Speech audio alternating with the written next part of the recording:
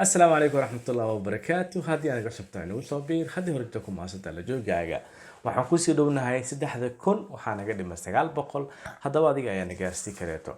ugu horeyn aynu guda gelin waxaan arkay barnaamijka ramadaanka la soo deey doono oo filim la magac baxay Mahuraan kaasi oo ka muuqata filim musalsal ama sheeko kii ugu cajaa'ibsanaa ee Soomaali sameeyay maadaama aad ka dhex arkin uu yahay taargada la soo bandhigay kaliya inay ahayd mid cajaa'ib ah runtii aniga naftigayga waan sugi la'ahay waxaan ku arkay waxay ahaayeen wax aan unbelievable sawirka halkaan ay soo saaraya bal arka naftigina suuraysta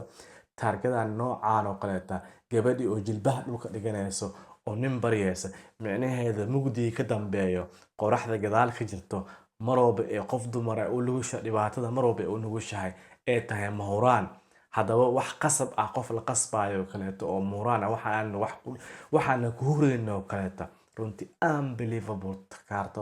waan sugi la'ahay run ahaantii gooskaas inta laga soo bandhiga maxaa yeelay waxaan doonayaa inaan ogaado sheekada ka dambeysa in ay gabadha jilbaha dhulka dhigato waliba iyadoo ilmeynayso waliba waa dumar ilmeynaya jilbaha dhulka dhigata nin baryayso ogaada waa sheekooyinka ugu cajaa'ibsanaa ee Soomaalida aan ku arkin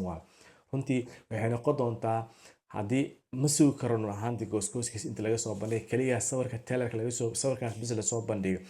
waxaa ku tusayaa qofka yaqaan sawirada micnaheeda waxaa dareemaysaa in wax badan ay ka dambeeyaan sawirkan runtii wax ka dambeeya waan sugi la'ahay haddaba naga soo boobsiya bilimedia maxaa yeelay Soomaali hadda waxaa moodaa in tartan adag oo ka socdo dhanka sheekooyinka shinka taxanaha ah haddaba waxaan ka soo sheekeeyay taxaniga ajaa'ibka ahaa ee Shirqool tan haddana Mahuraan beri astaan waxay soo wada ka sii daran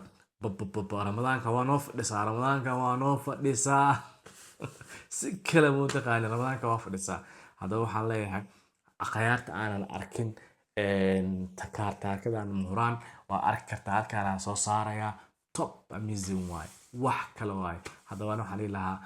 Soomaalida waxaa moodaa maalin kasta dambeyso in ay fahmayaan jilinka haddaba qaab jilinkii Shirqool aan kala kusoo arkay qaybtiis labada caawa la soo dhigay haddii aysan ku dhaafin nasiib yeelaa top hadda waa u fadhiisana waa ku dhaa wax kale ma qabarabi 30 daqiiqo macaan kii qaybtikooda ku raaxaysta qaybtan u fadhiisana waa koob shaah oo shawaraba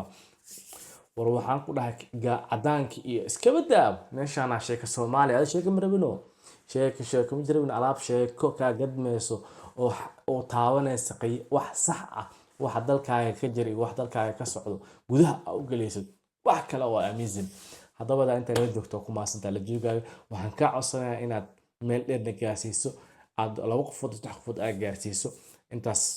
waxay noo taa dhiirigelin in hore u sii socono waan soo badi doonaa muuqaalada habeen kasii dambeeyo waxaan ku dayi doonaa inaan joogteeno muuqaalada insha Allah biin ilaahay inta ka kaarkeen ma sanad